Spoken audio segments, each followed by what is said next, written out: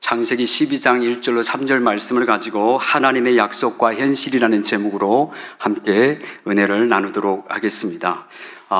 다시 한번 주일 3부 예배의 자리에 나오신 한 분 한 분에게 하나님의 은혜가 함께 하시기를 바랍니다. 그리고 이 시간 원치 않게 병원에 계시고 또 몸이 불편하신 분들과 코로나로 인하여서 어려움을 겪고 계신 모든 분들에게 하나님의 위로와 또 치유와 회복의 은혜가 속히 임하기를 간절히 소원합니다. 자, 이제 하나님의 말씀을 나누겠습니다. 여러분, 우리는 하나님의 말씀을 의지하며 살아가는 그리스도인들입니다. 하지만 우리가 성경 하나님의 말씀을 의지하며 살아가다 보면은 말씀과 현실 사이에 괴리감이 느껴질 때가 있습니다. 예를 들어서 성경 말씀에 보면은 이사야서 42장, 41장 10절 말씀에 보면은 두려워하지 말라, 내가 너와 함께함이라, 놀라지 말라, 나는 내 하나님이 됨이라, 내가 너를 굳세게 하리라, 내가 참으로 너를 도와주리라, 참으로 나의 의로운 손으로 너를 붙들리라 라는 이런 엄청난 약속의 말씀들이 성경 안에는 기록되어 있습니다. 하나님은 말씀을 통해 내가 너를 도와주고 의로운 오른손으로 붙들리라고 약속하셨는데, 내 삶의 현실에서는 여전히 답답한 상황들이 풀리지 않고 지속될 때, 하나님이 정말 이때에도 나를 도와주고 계신 거 맞아? 하나님이 정말 나를 살아계신 거 맞아? 하나님이 나를 혹 잊고 계시거나 나를 버린 것은 아닌가라고 하는 의심이 우리 마음 안에 스쳐 지나가기도 합니다.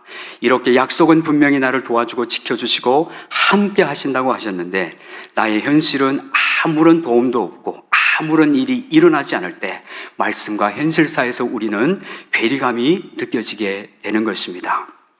자, 그렇다면 우리가 신앙생활 하면서 하나님의 약속과 우리의 현실에서 괴리감이 느껴질 때 우리가 어떻게 해야 하는지 오늘 본문에 나오는 아브라함의 생애를 통해서 함께 그 답을 찾아보도록 하겠습니다. 이 시간은 성경에서 믿음의 조상이라고 불리우는 아브라함의 생애를 함께 살펴보면서 하나님께서 어떻게 우리와 동일한 평범한 한 사람인 아브라함을 믿음의 조상이 되기까지 그를 인도해 가셨는지, 그리고 하나님의 부르심을 받은 아브라함은 하나님의 약속과 현실 사이의 괴리감을 그는 어떻게 대처했는지 함께 살펴보고자 합니다.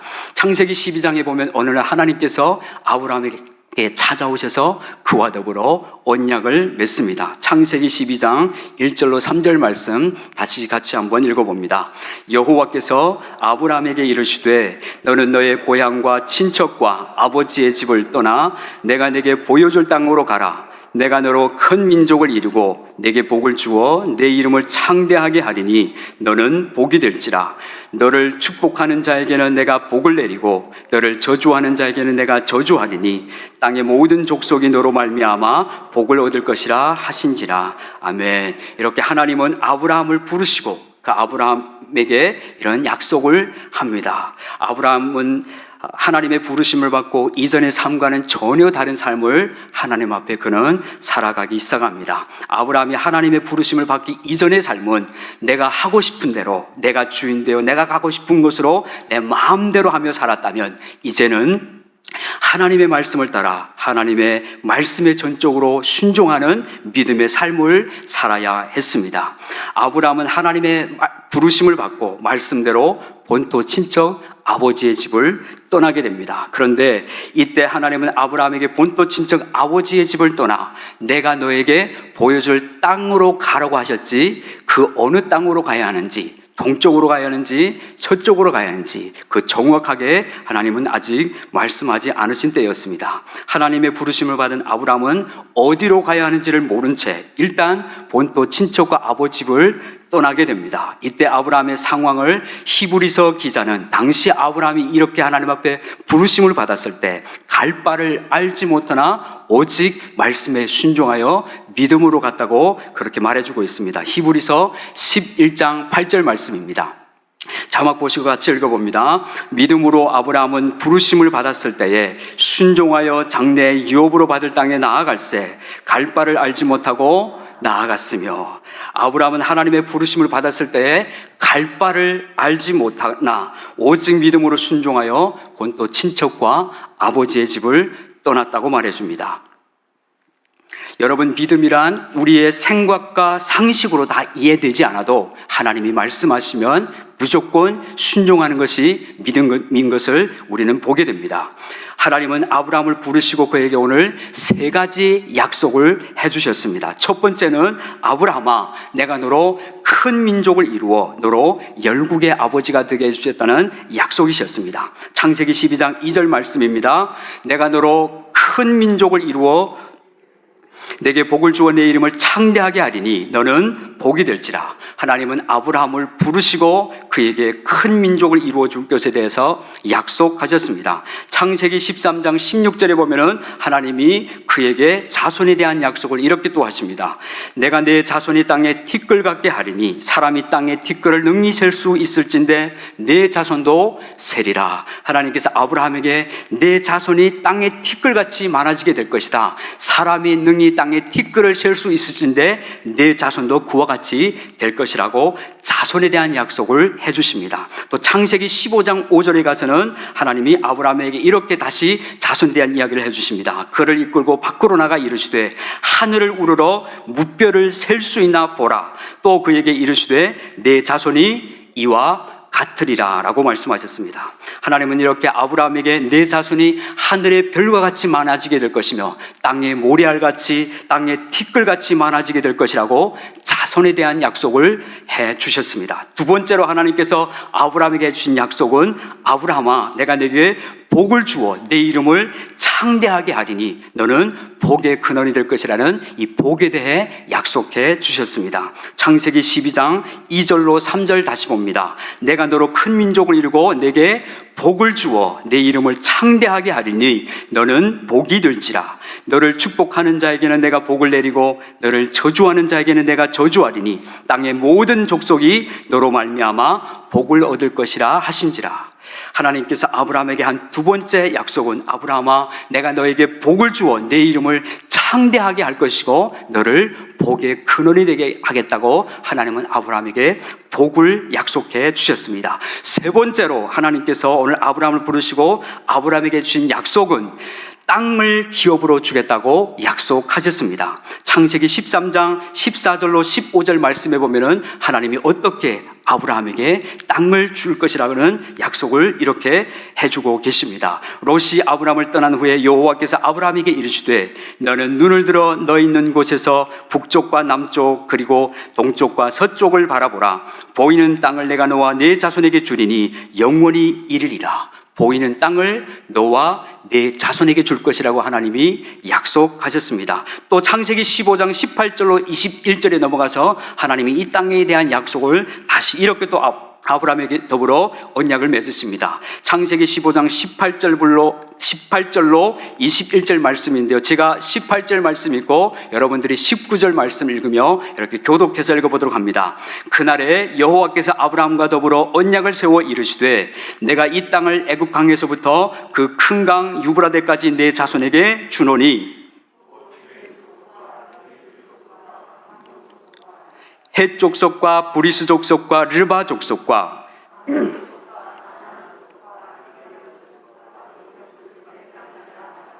아멘. 하나님은 이렇게 아브라함을 부르시고 아브라함에게 말씀하십니다. 동서남북을 바라보라. 그리고 보이는 땅, 그 가나안 땅을 내가 너와 네 자손에게 줄 것이라고 주님이 약속해 주셨습니다. 이렇게 아브라함은 우리가 아는 대로 하나님의 부르심을 받고 하나님의 엄청난 이런 약속을 받게 됩니다. 첫 번째는 자손에 대한 약속이었고, 두 번째는 복에 대한 약속이었고, 세 번째는 땅에 관한, 가나안 땅에 관한 약속을 해 주셨습니다. 아브라함은 하나님으로부터 이 어마어마한 세 가지 약속을 받고 믿음으로 한 걸음 한 걸음 행진하여 부르심 따라 하나님과 동행하는 삶을 살아가기 시작합니다. 여러분, 여기서 잠시 한번 질문을 드려보겠습니다. 아브라함이 하나님의 부르심 앞에 순종하여 나아갔기 때문에 그때부터 그의 모든 삶이 우리가 생각하는 것처럼 만사 형통한 삶을 아브라함이 살았는가요? 네. 아브라함은 하나님의 말씀 앞에 전적으로 믿음으로 순종하여 나아갔지만은 그의 삶을 우리가 살펴보면은 결코 형통한 삶만은 아니었던 것을 우리는 성경에서 보게 되어집니다. 우리도 하나님의 부르심을 받고 예수 믿고 난 후에 우리의 모든 삶이 그때부터 만사 형통한 삶만은 아닙니다. 누구나 다 만사 형통한 삶을 살고 싶은 마음은 있지만은 그러나 그 마음대로 만사 형통한 삶은 우리에게 있지 않는 것을 보게 됩니다. 그럼 왜 전능하신 하나님은 우리의 삶에, 그리고 아브라함을 부르시고 믿음으로 순종하는 그의 삶에 만사 형통한 순탄한 삶을 허락하지 않으셨을까요? 그리고 많은 어려움의 과정들을 통과하게 하셨을까요?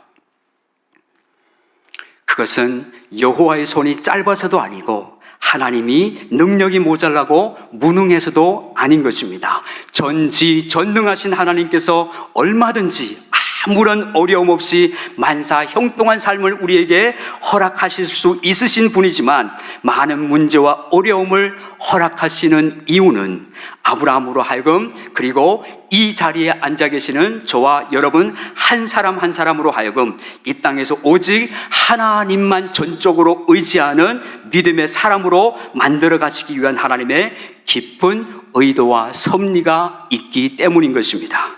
하나님은 불신으로 똘똘 뭉쳐있는 우리의 모든 불신을 고난과 역경과 여러 가지 어려운 상황과 환경들을 통해서 깨뜨리시는 것입니다. 나면서부터 존재적 죄인으로 태어나 죄를 지으며 하나님과 원수되어 살아왔던 우리 안에 있는 이 불신앙을 하나님은 여러 가지 상황과 환경을 통해서 깨뜨리시는 것입니다. 하나님의 관심사는 우리가 아무 문제 없이 이 세상에서 그저 만사 형통한 삶을 사는 것보다 우리를 믿음의 사람으로 만들어 가시는 것이 하나님의 관심이 있는 것을 보게 됩니다. 하나님은 아브라함을 오직 하나님을 믿는 믿음의 사람으로, 그리고 성경에 나오는 믿음의 조상으로 만들어 가시는데 모든 관심이 있었던 것을 우리는 성경을 통해서 보게 되어집니다. 아브라함은 분명히 하나님의 약속을 받았습니다. 그리고 믿음으로 순종하여 갈 바를 알지 못하고 믿음으로 순종하여 어마어마한 모험을 무릅쓰고 순종하여 나아갔습니다. 그런데 그의 현실의 삶은 약속의 말씀과 정반대로 평탄치만은 않았습니다. 약속은 엄청난 약속이 주어졌는데 그 약속을 받은 순간부터 시작해서 그의 현실의 삶은 약속과 전혀 다른 삶이 펼쳐지게 되는 것을 우리는 성경에서 볼 수 있게 됩니다. 하나님은 아브라함에게 큰 민족을 이루어주겠다는 자손에 대한 축복을 약속해 주셨습니다. 그런데 그의 현실은 약속을 받은 지 1년이 지나고 2년이 지나고 3년이 지나고 5년이 넘고 10년, 15년, 20년이 지나도 큰 민족은 고사하고 자식 하나 아브라함에게 생기지 않게 됩니다. 자식이 있어야 그 자식이 자식을 낳고 해야 번성해야 큰 민족을 이룰 수 있을 텐데 아브라함은 나이가 많아서 이제 점점 더 늙어가고 현실적으로는 자식 하나 생기지 않는 상황이었습니다. 두 번째로 하나님은 아브라함에게 내가 네게 복을 주어 내 이름을 창대하게 할 것이며 너를 복의 근원이 되게 할 것이라고 약속을 하셨는데, 이 복에 대하여 약속하셨는데 아브라함의 현실의 삶은 복은 고사하고 그의 현실의 삶은 약속의 땅에서 오히려 기근을 당하여 애굽 땅에 내려갈 수밖에 없는 암담한 상황을 아브라함은 맞이하게 됩니다. 하나님의 부르심을 받고 약속의 땅 가나안에 도착했습니다. 믿음으로 순종해 왔으니까, 하나님만 바라보고 의지하여 순종하여 헌신하여 왔으니까 그 땅에서 잘 돼야 할 것 아니겠습니까? 그런데 가나안 땅에 도착한 그 가나안 땅에서 아브라함은 기근을 당하게 됩니다. 이 기근을 당한 상황을 창세기 12장 10절에서 이렇게 말씀해 주고 있습니다. 창세기 12장 10절입니다. 그 땅에 기근이 들었으므로 아브라함이 애굽에 거류하려고 그리로 내려갔으니 이는 그 땅에 기근이 심하였습니다. 아브라함은 약속의 땅 가나안에서 기근을 당하게 되었고 먹고 살기 위해서 가나안 땅에서 그냥 있다가는 굶어 죽을 수밖에 없는 상황이어서 그는 애굽으로 내려갑니다. 이렇게 부르신 땅에서 다시 애굽으로 이동하게 되는 것도 비참한 상황이었지만 아브라함은 애굽에서 하마터면 자신의 아내 사레를 애굽 왕 바로에게 빼앗길 만한 그런 상황도 벌어지게 되는 것을 우리는 성경에서 보게 됩니다.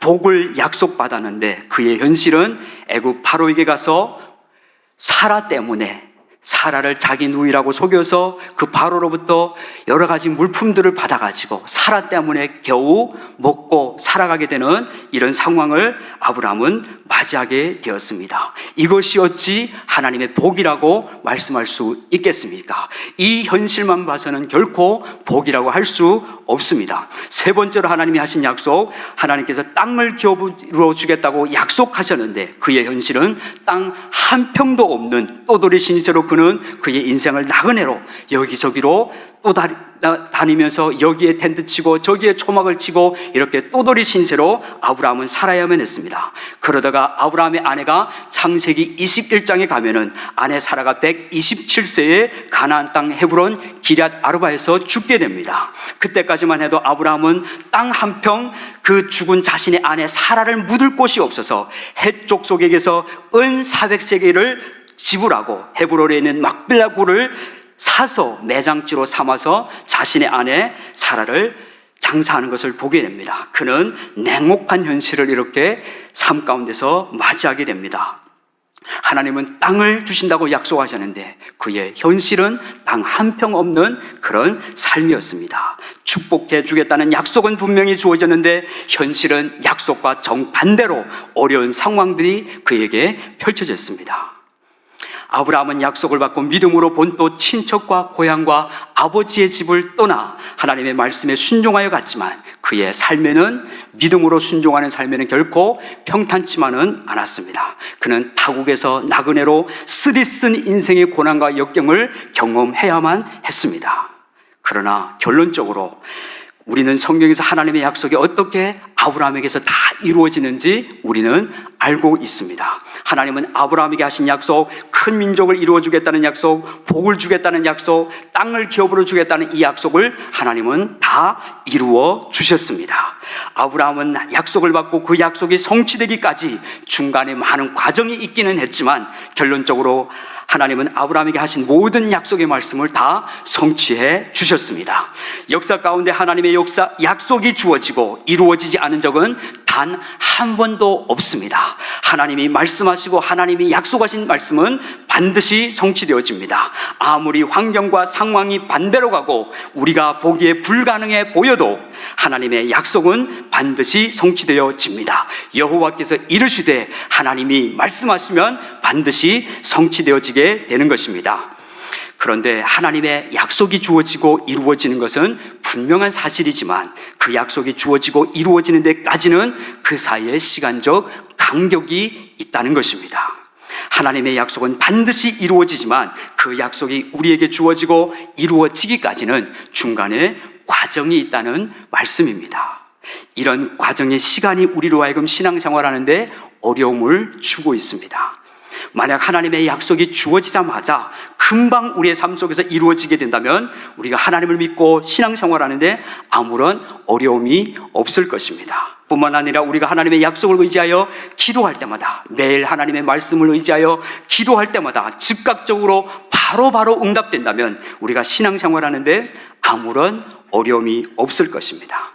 그런데 문제는 약속이 주어지고 바로 이루어지지 않고 약속이 이루어지는 데까지는 그 사이 간격이 있다는 것이 우리를 어렵게 하는 것입니다. 기도하면 바로 응답된다면야 무슨 걱정할 것이 있겠습니까? 하나님이 약속하시면 그 다음날 바로 성취된다면야 신앙생활이 얼마나 신나겠습니까? 그런데 중간에 과정이 있다는 것입니다. 약속과 현실 사이는 중간에 어떤 간격이 있다는 것을 보게 되고 그 간격이 우리로 하여금 신앙생활하는데 어려움을 주고 있게 됩니다. 이런 간격 때문에 이 과정의 시간 안에서 일어나는 여러 가지 시험과 믿음의 시련과 어려운 현실의 문제들 때문에 종종 우리 주위에서 사람들이 신앙생활을 잘하다가도, 예배생활 잘하다가도 중도에 포기하고 교회에 나오지 않는 사례가 간혹가다 있는 것을 보게 되어집니다. 그럼 하나님의 약속과 현실 이 사이의 간격을 무엇으로 메꿔주며 아브라함은 어떻게 약속과 현실 사이의 간격을 대처해야 했는지를 함께 살펴보도록 하겠습니다. 자, 창세기 15장 6절입니다. 자, 아브라함은 어떻게 현실과 약속과 현실 사이를 대처했는지 함께 살펴봅니다. 창세기 15장 6절 말씀 같이 읽겠습니다. 아브라함이 여호와를 믿으니 여호와께서 이를 의로 여기시고, 아브라함이 하나님을 믿으니 아브라함이 선을 행해서, 아브라함이 어떤 좋은 일을 행해서 의로 여긴 것이 아니라 아브라함이 여호와를 믿으니 여호와께서 이를 그에게 의로 여기셨다라고 말씀합니다. 동일하게 로마서 4장 3절에도 아브라함의 이 의를 이렇게 소개해 주고 있습니다. 같이 한번 읽어보죠. 성경이 무엇을 말하느냐? 아브라함이 하나님을 믿음에 그것이 그에게 의로 여기신 바 되었느니라. 예, 성경이 무엇을 말하느냐? 아브라함이 하나님을 믿음에 그것이 그에게 의로 여겨진 바 되었다라고 말씀해 주고 있습니다. 아브라함은 하나님의 약속과 현실 사이의 간격을 믿음으로 대처했습니다. 그에게도 어려운 현실이 있었고 그에게도 육신을 가진 사람이기 때문에 먹지 않으면 배고프고 입지 않으면 춥고 아프고 그런 육신을 가진 사람이었지만 그는 믿음으로 모든 약속과 현실 사이를 대처했던 것을 우리는 성경에서 보게 됩니다. 그래서 성경은 한마디로 아브라함을 믿음의 사람이다 라고 우리에게 말해주고 있는 것입니다. 로마서 4장 17절로 22절의 말씀에 보면은 아브라함이 가지고 있었던 그 믿음, 아브라함이 믿음의 조상이라고 불릴 만큼 그가 가지고 있었던 그 믿음을 이렇게 우리에게 말해주고 있습니다. 로마서 4장 17절로 22절 말씀인데요, 제가 17절 읽고 여러분들께서 18절 말씀 읽고 이렇게 교독해서 한번 또 읽어봅니다. 17절입니다. 기록된 바 내가 너를 많은 민족의 조상으로 세웠다 하심과 같으니 그가 믿은 바 하나님은 죽은 자를 살리시며 없는 것을 있는 것으로 부르시는 이시니라.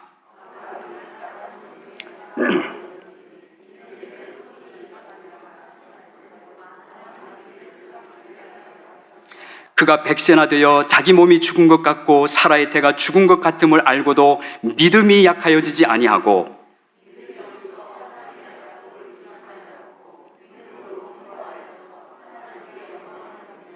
약속하신 그것을 또한 능히 이루실 줄을 확신하였으니. 아멘. 사도 바울은 로마서에서 이 아브라함이 가지고 있던 믿음을 이렇게 우리에게 소개해 주고 있죠. 믿음의 조상인 아브라함은 바랄 수 없는 중에 바라고 믿었다라고 그렇게 말씀합니다. 그는 죽은 자를 살리신 하나님을 믿었다라고 그렇게 말씀해 주고 있습니다.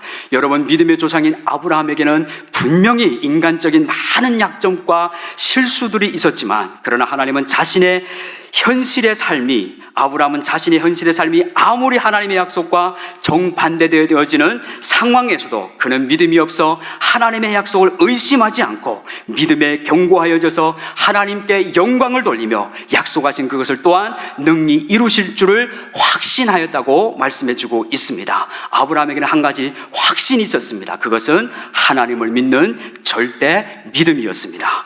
그러므로 성경은 이것을 하나님은 그의 의로 여겨주셨다고 말씀해주고 있습니다. 여러분, 우리가 성경에서 아브라함의 생애와 그의 믿음의 삶을 통해서 배우게 되는 교훈은 하나님의 약속이 주어지고 이루어지기까지 그 사이의 간격을 믿음이 메꾸게 된다고 하는 것을 우리는 보게 됩니다. 하나님의 약속은 반드시 이루어지고 그 간격은 믿음이 메꾼다. 이것은 진리이고 분명한 사실입니다.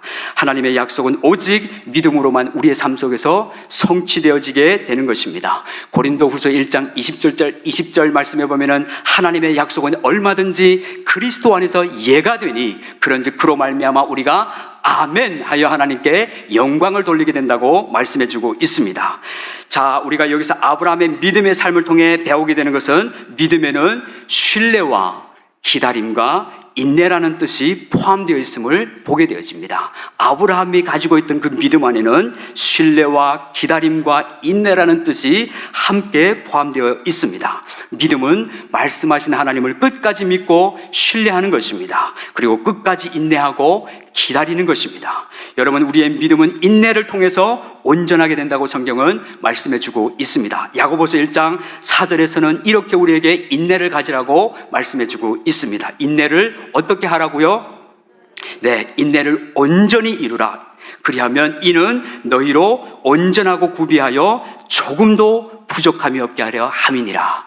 하나님은 우리에게 믿음을 요구하고 있고 그 믿음의 속성 안에는 인내가 필요한 것입니다. 그래서 성경 우리에게 인내를 온전히 이루라. 이는 너희로 하여금 온전하고 거룩하여 결코 부족함이 없게 하려 함이라고 주님이 말씀하십니다. 하나님이 우리 상황 가운데, 현실 가운데 여러 가지 어렵고 또 힘든 상황을 허락하는 것은 우리로 하여금 환난 중에도 우리로 하여금 인내를 가질 수 있도록, 인내는 연단을 소망을 이루게 할 수 있도록 우리에게 이런 상황을 허락하는 것입니다. 그래서 믿음 안에는 인내가 함께 포함되어 있는 것을 보게 됩니다. 그런데 우리가 인내를 해야 하는데 문제는 인내할 수 있는 상황 가운데서 인내하는 것은 어렵지 않습니다. 인내할 수 없는 시간이 지나고 10년이 지나고 20년이 지나고 25년이나 인내하는 것은 결코 쉽지만은 않을 것입니다. 아브라함은 자식 이삭을 얻기까지 25년이라는 시간을 인내해야만 했습니다. 신뢰할 수 있는 상황에서 신뢰하는 것은 어렵지 않지만은 우리가 신뢰할 수 없는 다급한 상황 가운데서 끝까지 하나님을 신뢰하고 기다려야 하는 것은 결코 말만큼 쉽지만은 않습니다. 기다릴 수 있는 여유가 있는 상황 가운데서 기다리는 것은 어렵지 않지만 기다릴 수 없는 다급한 상황 가운데서 끝까지 하나님을 신뢰하고 기다려야 하는 것은 결코 쉬운 일이 아닙니다.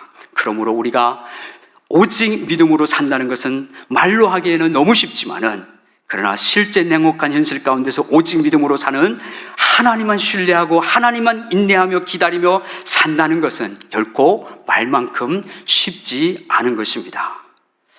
여러분들은 온직 믿음으로 살아가는 삶이 쉬우십니까? 하나님이 말씀하시면 곧바로 막 순종하는 것이 저절로 되십니까? 저는 그렇지 않습니다. 순종하는 것이 너무 어렵고 끊임없는 결단이 요구되어지고 하나님의 은혜가 부어져서 다시 믿음으로 도전하고 할 때만이 그렇게 또다시 믿음으로 나아갈 수 있는 저 자신을 보게 됩니다.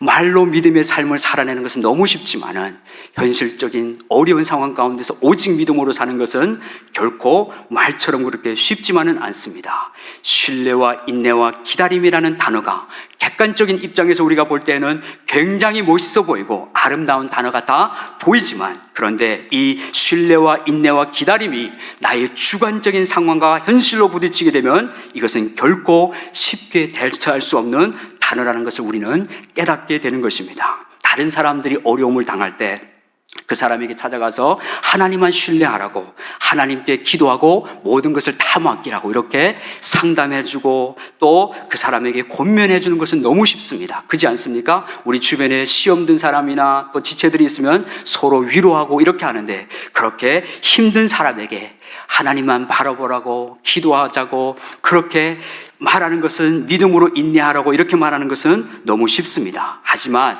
내가 직접 현실의 삶 속에서 힘들고 감당하기 어려운 시험과 고난을 당할 때 오직 하나님만 신뢰하고 인내해야 하는 것은 결코 말만큼 그렇게 쉽지 않은 것입니다.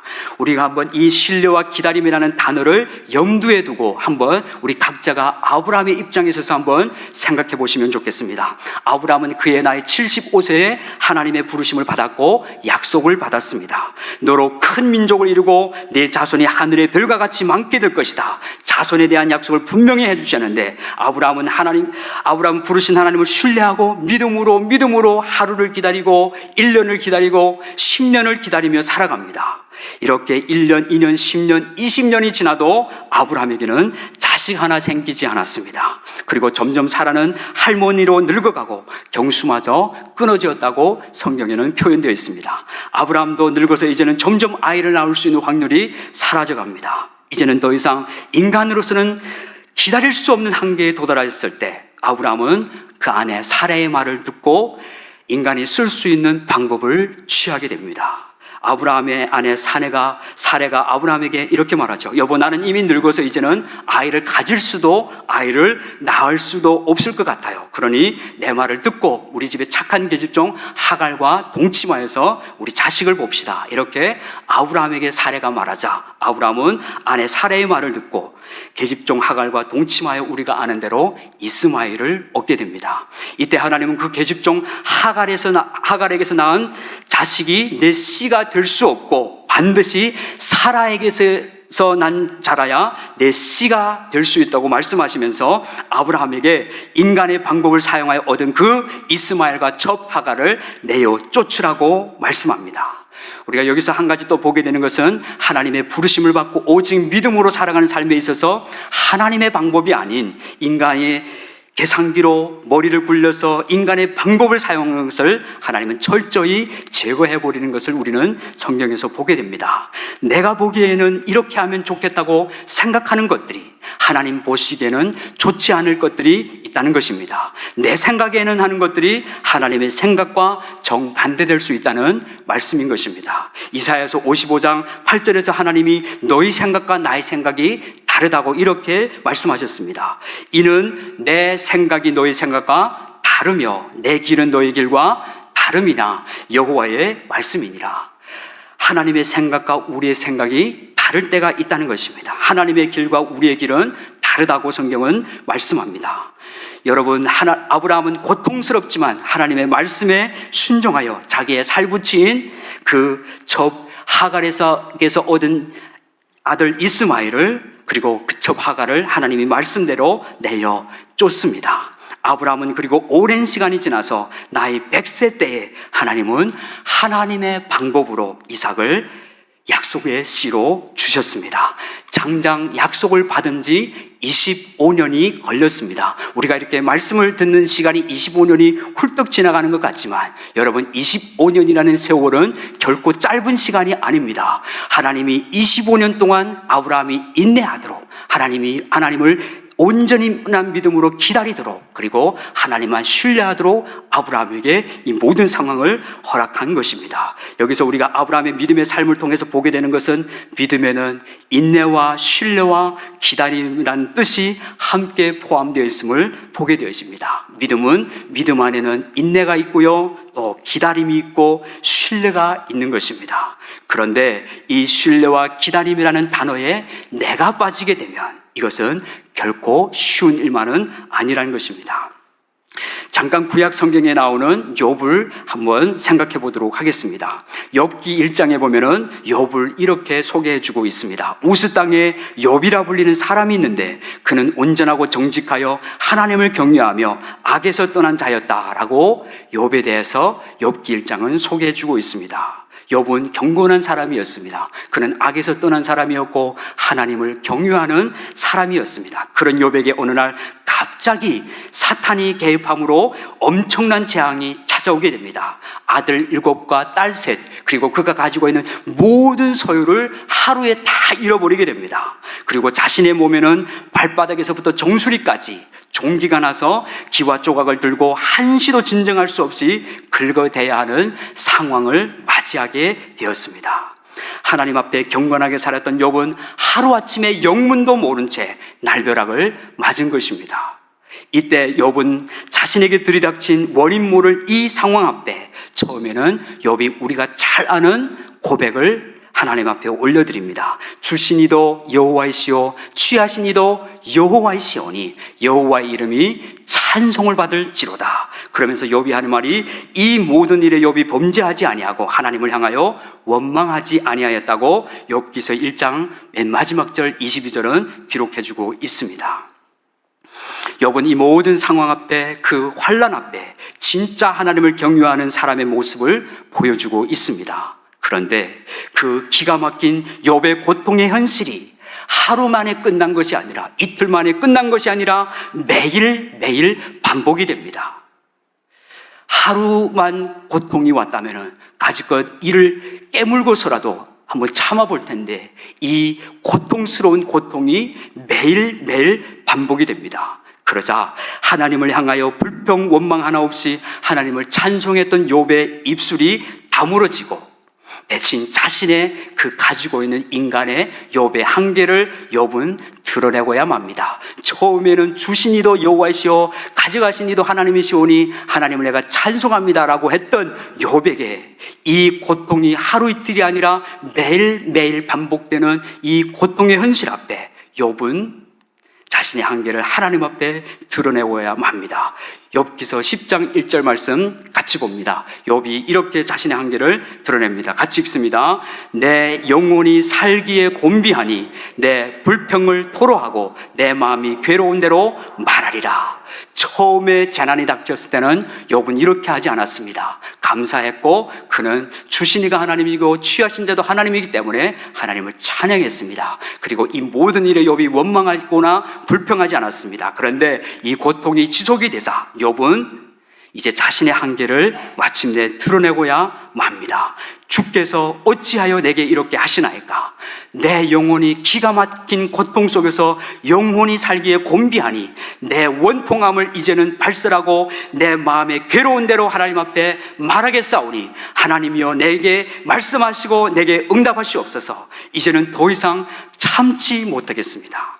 그리고는 욥은 속에서 나오는 대로 불평과 원망을 하나님 앞에 발설하고 쏟아내게 됩니다. 내 생일이 저주를 받았더라면, 내가 차라리 나지 않았더라면 좋았을걸. 이렇게 생리를 저주하고 자신이 태어난 목숨을 저주하는 욥의 모습을 우리는 욥기서에서 읽을 수 있습니다. 욥은 고통 속에 스스로를 한탄하고 저주하는 모습과 그 자신의 한계를 드러내고 있는 것을 우리는 봅니다. 우리는 여기서 욥을 통해 인간의 인내에는 한계가 있다는 사실을 깨닫게 됩니다. 인간의 신뢰와 기다림과 인내란 한계가 있습니다. 어느 정도까지는 참고 인내하고 기다릴 수 있지만 그 수준 이상은 우리는 할 수가 없습니다. 우리가 현실의 기가 막힌 상황과 환경 가운데 있을 때 누군가가 우리를 비웃듯이 우리에게 와서 야, 너 그래도 하나님 하면서 하나님만 신뢰할 거니? 너 그래도 하나님 하면서 하나님만 의지할 거니? 벌써 시간이 얼마나 지났어? 몇 년이 지난지 알아? 이제 좀 정신 차려. 하나님 같은 소리 그만하지 말고 현실에 직면해. 이런 다급한 상황 가운데서 하나님만 너 신뢰할 수 있겠어? 정신 차려. 이렇게 욥의 아내처럼 상황이 이 지경인데 무슨 하나님이냐? 하나님을 욕하고 저주하고 죽으라는 별의별 공격으로 사단이 이때를 틈타서 공격하게 되는 것을 우리는 봅니다. 우리가 오직 하나님만 의지하고 믿음으로 살아가려고 할 때, 하나님 사랑하여 어렵지만 믿음으로 순종하려고 할 때, 사탄은 수많은 상황과 환경으로 그리고 주변 사람들을 통하여 우리를 넘어뜨리려고 공격해오고 있습니다. 그래서 베드로전서 5장 8절 말씀에 보면은 근신하고 깨어라 너희 대적 마귀가 우는 사자같이 두루다니며 삼킬 자를 찾는다고 베드로는 표현해주고 있는 것입니다. 사단은 끊임없이 기회를 엿보다가 우리의 가장 약한 부분을 치고 들어와서 우리를 넘어뜨리게 하는 것입니다. 여러분, 이때 차갑고 냉합한 현실이 소리를 지르며 덮쳐올 때, 마귀가 기회를 노리고 우는 사자같이 덮칠 때, 우리의 믿음의 인내와 기다림이 한계에 도달했을 때 우리는 어떻게 해야겠습니까? 믿음대로 살고 싶고 말씀대로 순종하고 살고 싶은 것은 내 마음은 간절하나, 그러나 실제 삶에는 내 한계를 벗어날 수 없는 우리는 연약한 우리 자신을 발견하게 됩니다. 하나님의 약속이 분명히 있지만 우리는 성경을 매일 읽으면서 이 성경 안에 기록되어진 하나님의 수없는 약속이 수도 없이 많지만 약속과 현실 사이 다급하고 차가운 현실이 우리에게 실제로 다가오게 될 때 우리는 어떻게 해야 하겠습니까? 오늘 우리 여기 청년들도 있는데 약속은 분명히 있는데 나의 현실은 여전히 취업에 대한 문제, 삶에 대한 문제, 돌파에 대한 문제들이 여전히 남아 있습니다. 그 가운데 우리는 어떻게 해야겠습니까? 하나님은 성경에 엄청난 약속을 약속해 놓았지만 그 약속이 나의 삶 속에 성취되기까지는 우리는 어떻게 해야겠습니까? 이때 성경은 우리에게 기도하라라고 말씀하십니다. 빌립보서 4장 6절 7절 우리가 잘 아시는 말씀이십니다. 함께 우리 읽어봅니다. 시작. 아무것도 염려하지 말고 다만 모든 일에 기도와 간구로 너희 구할 것을 감사함으로 하나님께 아뢰라. 그리하면 모든 지각에 뛰어난 하나님의 평강이 그리스도 예수 안에서 너희 마음과 생각을 지키시리라. 약속과 현실 사이 다급하고 차가운 현실이 우리에게 실제로 찾아올 때 나의 인내와 기다림의 한계가 오고 내 힘으로는 어찌할 수 없을 그때 주님은 우리에게 기도하라고 말씀하십니다. 쉬지 말고 기도하라고 주님은 우리에게 말씀하셨습니다. 근신하고 깨어 기도하라고 주님은 우리에게 말씀하셨습니다. 하나님의 약속과 현실에서 괴리감이 들 때 성경은 우리에게 아무것도 염려하지 말고 다만 모든 일에 기도와 간구로 너희 구할 것을 감사함으로 하나님께 아뢰라고 말씀하십니다. 그리하면 모든 지각에 뛰어난 하나님의 평강이 그리스도 예수 안에서 너희 마음과 생각을 지킬 것이고 너희 삶을 지킬 것이고 아브라함의 환난에서 지켜주셨던 것처럼 아브라함의 삶을 지켜준 하나님이 우리의 삶도 지키시는 줄로 믿습니다. 야곱의 험난한 인생을 지키신 하나님이 우리가 기도할 때 하나님이 우리의 마음과 생각을 지키시며 우리의 모든 삶을 지키시는 줄로 믿습니다. 예수님은 요한복음 14장 14절에서 이렇게 말씀하셨습니다. 같이 한번 봅니다. 내 이름으로 무엇이든지 내게 구하면 내가 행하리라. 아멘. 예수님께서 내 이름으로 예수 이름으로 무엇이든지 내게 구하면 내가 시행할 것이라고 약속하셨습니다. 여러분, 우리는 하나님의 약속과 현실사에서 기도로 하나님의 약속의 성취를 경험할 수 있게 됩니다. 오늘 집을 나서기 전 기도했나요? 라고 하는 복음성가 찬양을 알고 계신가요? 네, 오늘 집을 나서기 전 기도했나요? 오늘 받을 은총 위에 기도했나요? 3절 가사에 보면은 어려운 시험 당할 때 기도했나요?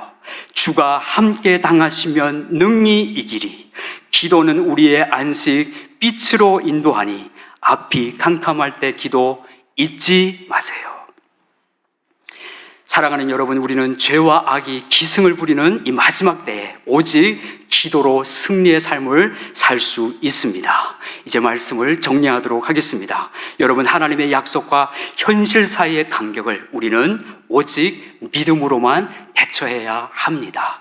약속이 있고 현실이라는 삶이 우리에게 있습니다. 이 현실 가운데 중간에 이 모든 과정을 오직 믿음이 필요하다고 성경은 우리에게 말씀해주고 있습니다. 의인은 오직 믿음으로 말미암아 살리라. 그리고 이 믿음에는 신뢰와 인내와 기다림이 필요합니다. 기도하셨거들랑 기다림이 필요하다는 말씀입니다. 그리고 끊임없이 상황이 변하고 계속해서 이루어질 가망이 없어 보인다 할지라도 끝까지 약속하신 하나님의 말씀을 신뢰하는 것입니다. 그리고 인내로서 하나님의 뜻이 이루어질 것을 인내하면 인내는 연단은 소망을 이루게 되는 것입니다.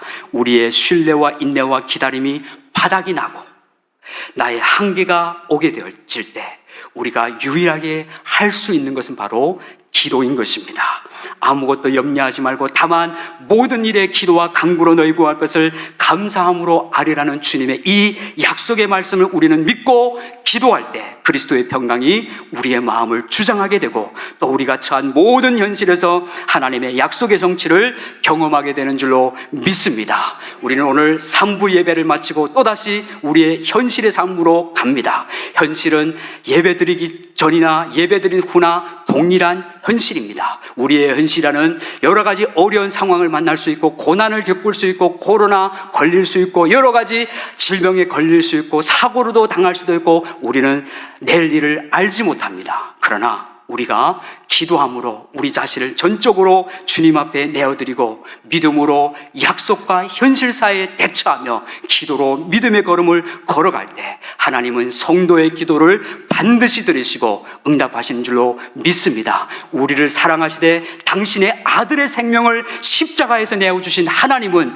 우리가 그 아들 예수 그리스도의 이름으로 기도하기만 하면은 약속과 현실 사이의 괴리감이 분명히 있지만은 어려운 현실이 우리 삶 가운데 것이 여전히 있지만은 우리가 말씀 의지하고 기도하면은 우리는 기도로서 승리의 삶을 살 수 있게 되는 것입니다. 우리 모두 하나님의 약속하신 말씀을 굳게 믿고 말씀과 기도로 주님 다시 오실 때까지 우리가 이 땅에서 최후 승리를 하고 영광스러운 주님 앞에 서게 되는 그날이 오게 되기까지 승리하는 성도의 삶을 살아가시는 우리 모두가 되시기를 주님의 이름으로 축원합니다.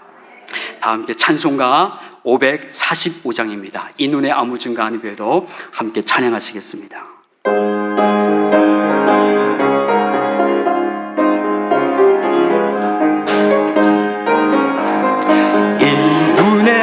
증거 아니 배여도 믿음만을 가지고서 늘 걸으며 이 귀에 아무 소리 아니 들려도 하나님의 약속 위에서 걸어가세